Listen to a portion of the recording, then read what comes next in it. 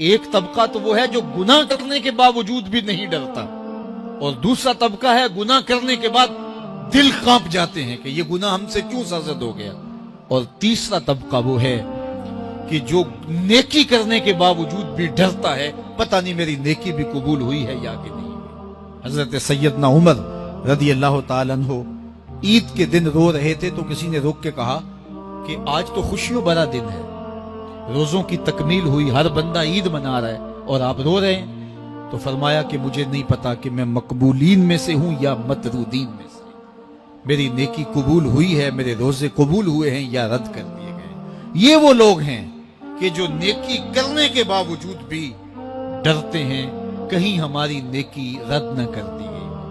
اللہ اکبر۔ حضرت حسن بصری رضی اللہ تعالی عنہ رو پڑے تو کسی نے کہا حضرت کیوں روئے ہو؟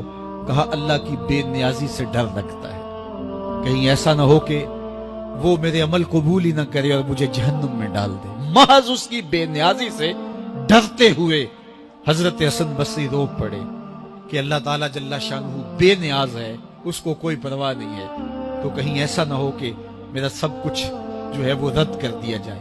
تو خوف سے، اللہ کی خشیت سے، اس کی بے نیازی سے ڈرتے ہوئے عمل صالح کرنے کے باوجود بھی ڈرتے ہیں کہیں ایسا نہ ہو کہ ہمارے عمل رد کر دیے جائیں۔ اور کچھ لوگ خاتمے کی وجہ سے ڈرتے ہیں کہیں ایسا نہ ہو کہ ساری زندگی ہمارا عمل اچھا رہا ہو اور ہمارا آخر برباد ہو جائے۔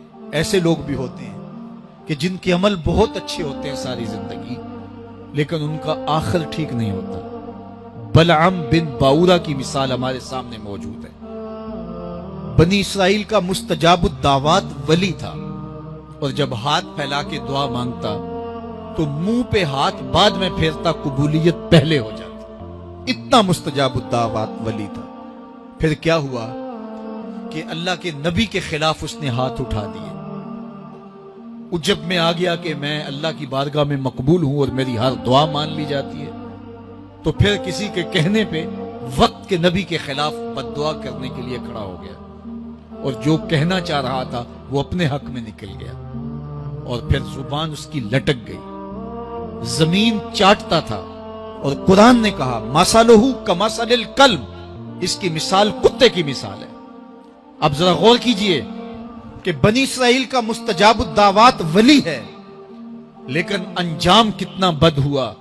مَثَلُهُ كَمَثَلِ الْكَلْبِ، اس کی مثال کتے کی مثال ہے۔ اسی لیے میاں صاحب بولے پڑھنے اتے مان کرینا تے نہ آکھی میں پڑھیا، او جبار کہار صداوے متا روڑ دے وے دودھ کڑیا۔ کتنے لوگ کس کمال پہ پہنچے ہوتے ہیں لیکن انجام ٹھیک نہیں۔ کمال اس کا ہے جس کا انجام ٹھیک ہو گیا۔ رنگا رنگ سہیلیاں پرن کڑے، پر پریا اس دا جانیے جس دا توڑ چڑھے۔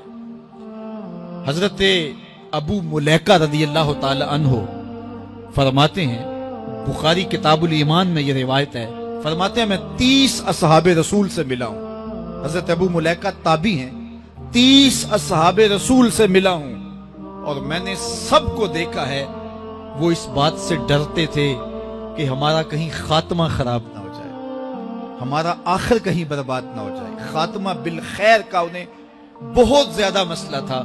میں اور آپ تھوڑا سا عمل کر لیں تو ہم پھول جاتے ہیں کہ نہ جانے ہمارے جیسا زمانے میں کوئی ہے ہی نہیں۔ فرماتے ہیں 30 اصحاب رسول سے ملاقات کی ہے، لیکن وہ ڈرتے تھے کہیں انجام خراب نہ ہو۔ میں اور آپ کہاں کھڑے ہیں، ہمارے عمل کیا ہیں، ہماری اوقات اور حیثیت کیا ہے۔